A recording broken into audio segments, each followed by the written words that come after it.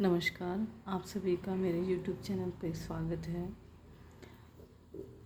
काफ़ी दिनों में मैं ये वीडियो अपलोड कर रही हूँ। अब काफ़ी एग्ज़ाम आपके हो चुके हैं, क्योंकि आपको पता ही है मुझे बेबी हुआ था, इसलिए मैं बिज़ी थी।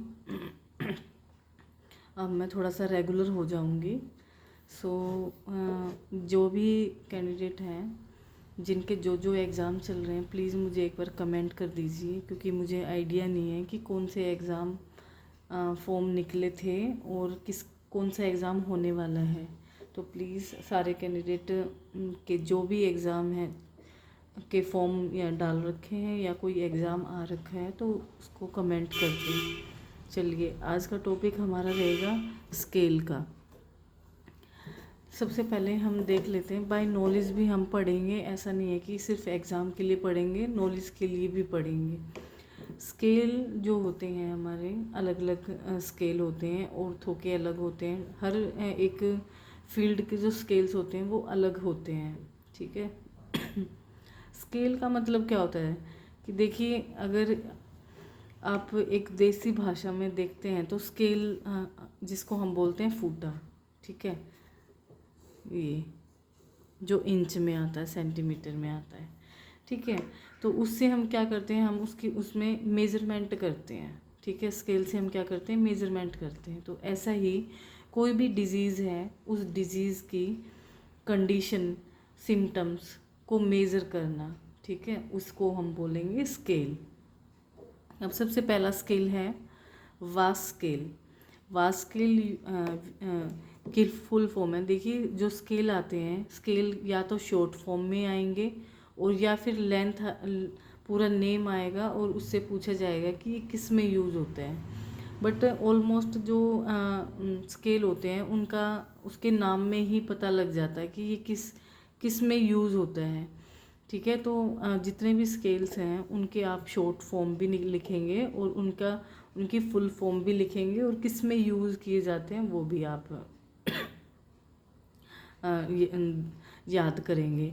तो सबसे पहला स्केल है हमारा वास स्केल, जो कि यूज़ किया जाता है पेन के अंदर, ठीक है। पेन की इंटेंसिटी को चेक करने के लिए हम वास स्केल यूज़ करते हैं, जिसकी फुल फॉर्म है विजुअल एनालॉग स्केल। अगर डीएसएसबी का एग्ज़ाम हुआ नहीं है तो डीएसएसबी में आने के चांस हैं, और मे भी शायद हो गया होगा डीएसएसबी का एग्ज़ाम, जहाँ तक क्योंकि अब तक तो हो जाना चाहिए। सेकंड है Ashworth scale. Ashworth scale use for spasticity, ठीक है। तो ये स्पास्टिक सिटी को मेजर करने के लिए एसवर्थ स्केल यूज़ किया जाता है। थर्ड स्केल है बोर्ग स्केल। बोर्ग स्केल यूज़ किया जाता है एक्सर्शन के लिए। एक्सर्शन के लिए कौन एक्सर्शन क्यों चेक की जाती है, जैसे कोई भी कार्डियक सर्जरी होती है और कार्डियक सर्जरी होने के बाद तब चेक करते हैं कि हार्ट कितना स्ट्रेस ले रहा है, मतलब कितनी एक्सर्शन पे वर्क कर रहा है, ठीक है। तो उसकी वो ये जो स्केल है ये सिर्फ एक्सर्शन के लिए यूज़ किया जाता है। फोर्थ स्केल है आपका मॉडिफाइड फैटिग इम्पैक्ट स्केल, ठीक है। कौन सा है, मॉडिफाइड फैटिग इम्पैक्ट स्केल। तो ये यूज़ किया जाता है क्वालिटी ऑफ लाइफ। तो इसकी शॉर्ट फॉर्म आ सकती है MFIS। MFIS। तो इसकी फुल फॉर्म है मॉडिफाइड फैटिग इम्पैक्ट स्केल। तो ये यूज़ किया जाता है quality of life problems with fatigueness, ठीक है, विद मल्टीपल स्क्लेरोसिस। तो दो क्वेश्चन यहाँ पे बन जाते हैं कि मल्टीपल स्क्लेरोसिस में क्या होता है, मसल्स की फैटिगनेस आ जाती है, ठीक है। तो देखो, इस फैटिग से ही आपको पता चल रहा है कि इसमें फैटिगनेस मेजरमेंट की जाती है। तो ये एग्जामिनर पूरा नाम ना देते हुए शॉर्ट फॉर्म लिख देगा MFIS स्केल है, ये किस में यूज़ किया जाता है। स्केल नंबर 5 है 6 मिनट्स वॉक टेस्ट। तो ये जो 6 मिनट वॉक टेस्ट है ये किसके लिए यूज़ की जाती है? ये यूज़ किया जाता है एंडोरेंस चेक करने के लिए, मसल की एंडोरेंस चेक करने के लिए। 6 स्केल है Fugl Meyer post assessment of physical performance. ठीक है, देखिए इसमें बीच में आया नाम ही है स्ट्रोक। तो एग्ज़ामिनर इतना तो बेवकूफ़ होगा नहीं कि एग्ज़ाम में पूरा का पूरा नाम डालेगा, तो वो क्या करेगा? फगलमियर असेसमेंट। ठीक है, तो क्या डाल सकता है वो? फगलमियर असेसमेंट फिज़िकल परफॉर्मेंस किस कंडीशन में यूज़ की जाती है? तो ये यूज़ किया जाता है आपका स्ट्रोक में। ये पहले आज से 10-12 साल पहले एक रोहतक पीजीआई में एग्ज़ाम हुआ था, उसमें ये टेस्ट आया था। Scale number 7 functional independence measure. तो इसके शॉर्ट फॉर्म बनेगी फिम। तो ये यूज़ किया जाता है फंक्शनल इंडिपेंडेंट मेज़र। तो ये किस में यूज़ किया जाता है? स्ट्रोक में। स्ट्रोक में ही क्या हो जाता है? जो बैलेंस होता है, जो डिपेंडेंसी होती है, जो पेशेंट जो है वो डिपेंडेंसी पे आ जाता है, तो वो इंडिपेंडेंट मेज़र करने के लिए ये यूज़ किया जाता है। Scale number 8 functional mobility skills. तो फंक्शनल मोबिलिटी FMS यूज़ किया जाता है स्ट्रोक के लिए। तो स्ट्रोक वाले जो स्केल हैं ये मोस्ट कॉमन स्केल हैं और ये एग्ज़ामिनर में आपको देखने को मिल ही जाएंगे। ये सारे स्केल्स हैं, इनमें से आपको 2 क्वेश्चंस स्केल के, 2 नहीं तो 1 तो आपको ज़रूर मिल ही जाएगा। इससे ज़्यादा और कोई स्केल है भी नहीं। अगर हों भी तो प्लीज़ आप मुझे एक बार कमेंट कर दीजिएगा। CTSIB जो ये है, ये अभी 2023 में एम्स ऋषिकेश में आया था क्वेश्चन। ठीक है, एम्स 2023 ऋषिकेश का एग्ज़ाम हुआ था अभी। CTSIB एज इट इज़ यूं ही शॉर्ट फॉर्म लिखी हुई थी। ठीक है, फुल फॉर्म इसकी क्या बनती है देखिए, the clinical test for sensory interaction in balance. अगर कोई दिमागदार जिसके अंदर कॉमन सेंस भी होगी तो शॉर्ट फॉर्म देखते हुए वो सॉरी मुझे थोड़ी कफ हो रखी है। कॉमन सेंस अगर कैंडिडेट स्टूडेंट में होगी तो वो अपने आप आइडिया लगा लेगा ऑप्शंस देख के। उसके 4 ऑप्शन हैं, तो उसमें क्या क्या दिया हुआ है, उसमें सेंसरी इंटीग्रेशन दिया हुआ होगा, मसल वीकनेस, स्ट्रोक या स्पाइनल कॉर्ड इंजरी, ये सारी चीज़ें दी होंगी। तो जो ये S है ये किस से डिनोट करता है? ये सेंसरी इंटीग्रेशन को डिनोट करता है। तो ये यूज़ किया जाता है किसके लिए? सेंसरी के लिए। और इसमें ना 6 स्कोर होते हैं। कितने स्कोर होते हैं? 6 स्कोर होते हैं। टाइम इन बैलेंस 30 सेकंड का होता है और टोटल 30 × 4 120 सेकंड्स। इसके ये जो टेस्ट हैं ये आप पूरे बुक में दिए हुए हैं या गूगल पे सर्च करके देख सकते हैं। पर देखो गूगल से ज़्यादा है ना, अगर आप बुक से चेक करोगे ना तो आपको और भी कुछ चीज़ें आपको देखने को मिलेंगी। अब करते हैं scale number 10 functional balance test means FBT use for functional और balance means posture and balance के लिए ये स्केल यूज़ किया जाएगा। Scale number 11 Romberg test. देखिए ये Romberg test, Ashworth scale, Borg scale ये कॉमन से टेस्ट हैं और ये कहीं ना कहीं आपको देखने को मिल ही जाएंगे। Romberg test use for coordination and balance. Berg balance scale भी यूज़ किया जाता है किसके लिए? बैलेंस के लिए यूज़ किया जाता है। TUG means time up and time go test. ठीक है, ये टेस्ट का नाम है जो कि बैलेंस और कोऑर्डिनेशन के लिए यूज़ किया जाता है। 12 है functional reach test. Functional reach test for balance problem in older person. देखो यहाँ पे 2 क्वेश्चंस बन सकते हैं, आपसे ये पूछ भी सकते हैं कि जो फंक्शनल रीच टेस्ट है वो किस एज ग्रुप में यूज़ किया जाता है। तो ये आपको याद करना है, ये ओल्डर पर्सन्स में यूज़ किया जाता है और बैलेंस के लिए यूज़ करते हैं। नेक्स्ट स्केल है 13, मल्टी डायरेक्शनल रीच टेस्ट। पीछे जो था वो था हमारा फंक्शनल रीच टेस्ट, और ये है मल्टी डायरेक्शनल रीच टेस्ट। ये यूज़ किया जाता है फॉर डिटेक्ट पोस्टीरियर मूवमेंट। ठीक है, तो किसके लिए यूज़ किया जाता है? पोस्टीरियर मूवमेंट को डिटेक्ट करने के लिए। इसमें दिया गया है कि मल्टी डायरेक्शन। ठीक है, फंक्शनल रीच टेस्ट तो हम एंटीरियरली ही पेशेंट से करवाते हैं, पर मल्टी डायरेक्शन रीच टेस्ट में हम पोस्टीरियर मूवमेंट को डिटेक्ट करने के लिए यूज़ करते हैं। Scale number 14, Berg balance scale. Berg balance scale use for static and dynamic balance ability के लिए यूज़ किया जाता है। Scale consist of 6 to 14 functional task. 0 जो स्कोर होगा वो अनेबल टू परफॉर्म, और 56 मैक्सिमम पॉइंट होते हैं। 6 to 14 फंक्शनल टास्क मीन्स जो 14 फंक्शनल टास्क हैं उसमें कितने टास्क हैं? 4 हैं, तो ये कितने हो गए? टोटल 56 हो गए पॉइंट्स। स्केल नंबर 15 है मॉडिफाइड बर्ग बैलेंस स्केल, MBBS, ये आ सकता है। ठीक है, मैक्सिमम स्कोर इसमें कितना रहता है? 36। बैलेंस के लिए यूज़ किया जाता है, स्कोर 36 है।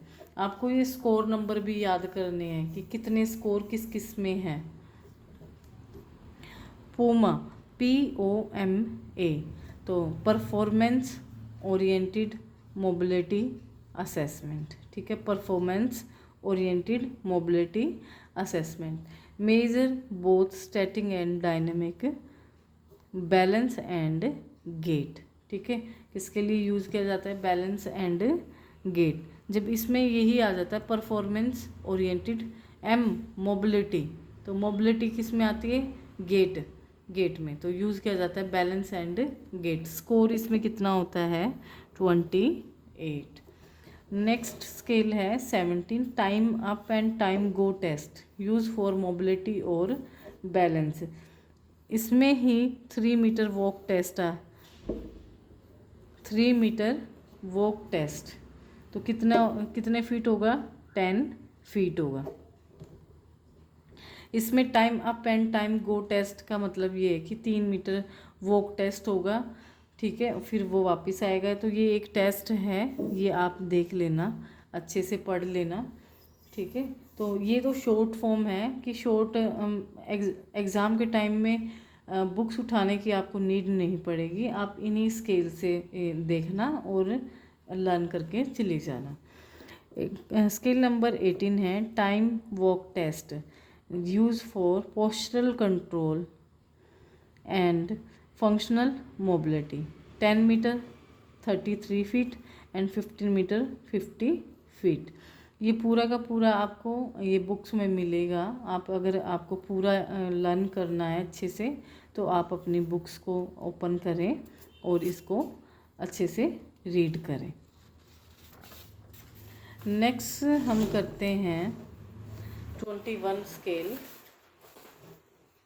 GARS, GARS means gait assessment rating scale, developed by Wolfson walkie talkie test.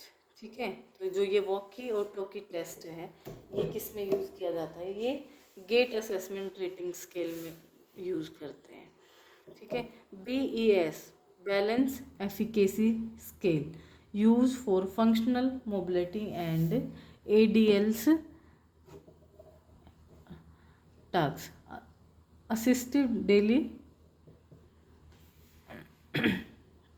जो हमारे डेली एक्टिविटी होती हैं, ठीक है, वो चेक करने के लिए ये स्केल यूज़ किया जाता है, balance efficacy scale. Scale number 23 है retention test, assess learning and motor skill. ये ना थोड़ा सा नया नया टेस्ट लगेगा आपको, इसको ना लर्न कर लेना। ये थोड़ा सा इम्पोर्टेंट लग रहा है मुझे, कभी एम्स के किसी भी एग्ज़ाम में आपको देखने को मिल सकता है।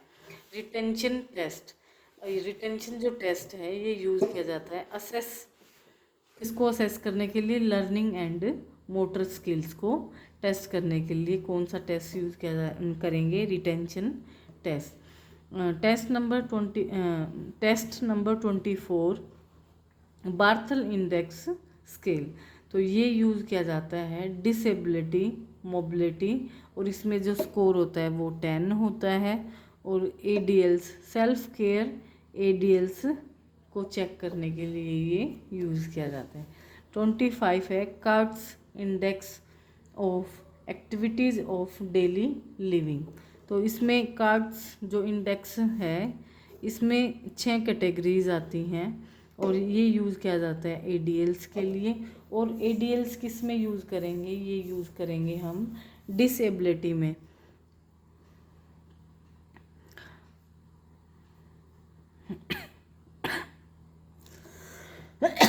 सॉरी, ये यूज़ करेंगे हम स्ट्रोक में और स्पाइनल कॉर्ड इंजरी में। देखो, अगर स्पाइनल कॉर्ड इंजरी ऑप्शन आता है और स्ट्रोक नहीं आता है तो आप स्पाइनल कॉर्ड ही आपको टिक करना है। और अगर स्पाइनल कॉर्ड यूज़ आपको ना मिले, ठीक है, आपको ऑप्शन में ही ना मिले, पहला तो आपका स्पाइनल कॉर्ड ही आएगा अगर आता है।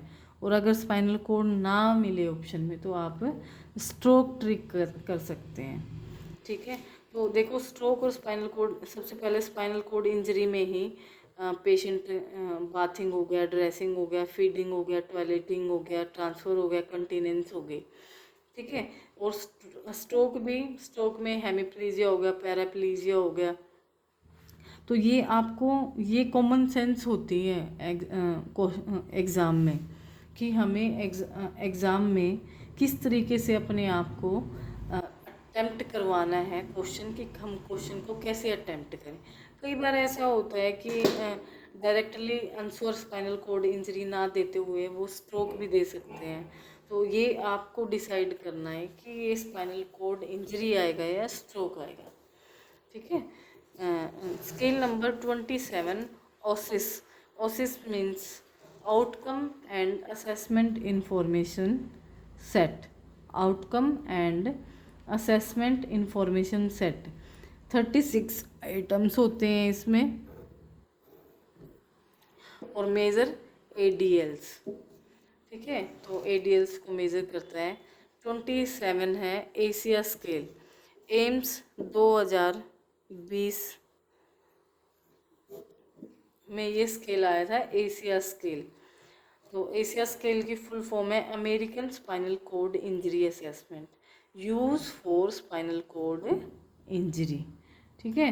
तो इसमें से ओनली एशिया स्केल लिख देंगे और पूछ लेंगे कि किस में यूज़ होता है। फिर 28 स्केल है equilibrium and non equilibrium test.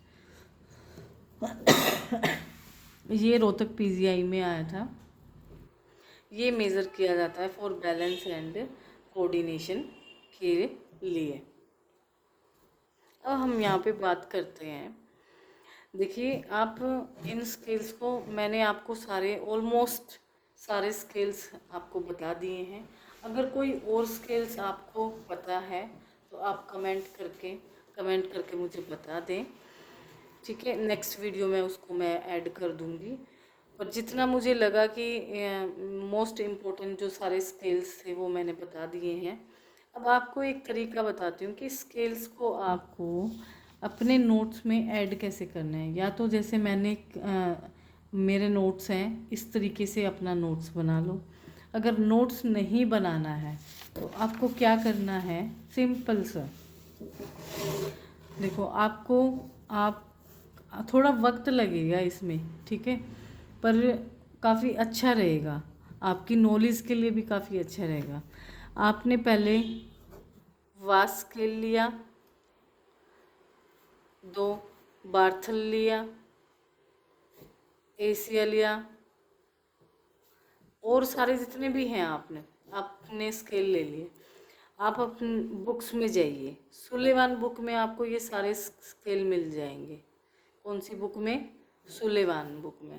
तो इस जो ये सुलेवान बुक है, इस बुक में आपको क्या करना है, जो स्केल है, स्केल का या तो आप प्रिंट निकाल लें, ठीक है, फ़ोटो क्लिक कर लें, अपने फ़ोन में फ़ोटो क्लिक कर लें, और फ़ोन में क्लिक करने के बाद उसका ना प्रिंट निकाल लें। तो देखो ये जो 22-23 जो स्केल हैं हमारे, ये 28 स्केल जो हैं हमने किए हैं, इन 28 स्केल के 30 प्रिंट निकलेंगे, ठीक है, 30 या 32 के आसपास प्रिंट्स निकलेंगे। तो आपको ना ये प्रिंट्स लेंथ में नहीं निकालने हैं, बड़ी लेंथ में नहीं निकालने हैं, आपको शॉर्ट में निकालने हैं, बिल्कुल शॉर्ट फ़ॉन्ट में, फ़ॉन्ट साइज़ जो हमारा कंप्यूटर में फ़ॉन्ट साइज़ होता है ना, जिसमें अक्षर छोटे हो जाते हैं, ठीक है, बिल्कुल छोटे छोटे हो जाते हैं, आपको ना उसमें निकालना है। अगर आप निकाल पाएँ तो उससे क्या होगा, आपके जो ये कैटेगरी दी हुई है, 10 स्कोर दिए हुए हैं, जो ये स्कोर आप इसमें जैसे किसी भी एग्ज़ाम में पूछ भी सकते हैं कि जो ये एशिया स्केल है इसमें कितने स्कोर हैं, और इस स्कोर में 5वें नंबर वाला जो स्कोर है उसमें क्या हो सकता है, ठीक है, कि unable to walk, unable to feeding, unable to ये, अनेबल टू वो, ठीक है। तो इस तरीके से भी क्वेश्चन आपका स्केल पे एक क्वेश्चन बन सकता है। तो आपको सिर्फ ऐसे ही करना है, अपने नोट्स में font size, short font size कर लेना, और सारे के सारे स्केल्स अपने नोट्स में लाके रख देना, कि आप इसको बार बार रिवाइज भी करें और भी कॉन्फिडेंटली आप अपने एग्ज़ाम में इन क्वेश्चंस को गलत ना करके आएँ, ठीक है। तो बस आज की वीडियो में सिर्फ मुझे यही टॉपिक कराना था स्केल का। देखिए काफ़ी दिन हो गए हैं मुझे वीडियो अपलोड किए हुए, तो प्लीज़ आप सारे मुझे अपना एग्ज़ाम बता दें कि कौन सा एग्ज़ाम होना है और कौन से फॉर्म आप भर चुके हैं, ठीक है। तो कोशिश मैं करूँगी कि डेली एक वीडियोस में डालूँ, और हाँ, और सारे कैंडिडेट्स एक बार मुझे बता दें, मैं अब ऑनलाइन अब मैं क्लास लेना शुरू करूँगी। तो आप टाइम बता दें कि किस टाइम पे थोड़ा स्टेबल रहेगा, कि काफ़ी सारे ज़्यादा से ज़्यादा कैंडिडेट मेरे साथ मेरे यूट्यूब चैनल पर जुड़ सकें। तो सब अपनी टाइमिंग भी बता दें, और देखिए इन वीडियो से आपको ना हेल्प मिलेगी ही मिलेगी। और भी मैं बता देती हूँ कि कुछ कैंडिडेट हैं जो ईमेल करते हैं, मैम आप अपने नोट्स दे दो, आप अपने नोट्स दे दो। देखिए आप शुरुआत करना चाहते हैं, आप एग्ज़ाम की शुरुआत करना चाहते हैं, और बिना वीडियोस देखे ही, आपने वीडियोस एक भी ना देखी हो और आप डायरेक्टली मुझे ये कह रहे हैं कि मैम आप अपने नोट्स दे दीजिए। देखिए जो नोट्स हैं यही मेरे नोट्स हैं, और मैं रिक्वेस्ट करती हूँ कि आप इस तरीके से ईमेल करने से पहले आप एक बार वीडियोस तो देखें कि मैंने कितने सारे पहली वाली वीडियोस में टॉपिक्स बता रखे हैं, कौन किस तरीके से टॉपिक्स को लर्न करना है, याद करना है, कौन कौन से टॉपिक्स करने की ज़रूरत है और नहीं है। तो आप इस तरीके से जब पढ़ेंगे, और पढ़ने के बाद, वो देखने के बाद जब आप मेरे से पूछेंगे, आप पूछेंगे ही नहीं कि मैम आप मुझे तैयारी करनी है, मेरे को आप नोट्स दे दो। तो सारे नोट्स मेरे उन वीडियोस में हैं ही, क्योंकि मैंने काफ़ी सारे क्वेश्चंस डाल रखे हैं। तो प्लीज़ जो भी कैंडिडेट एग्ज़ाम की तैयारी करना चाहते हैं वो प्लीज़ एक दिन पूरा बैठ के, ऐसा नहीं होता किसी को छुट्टी का दिन मिलेगा ही नहीं और किसी के पास टाइम नहीं है।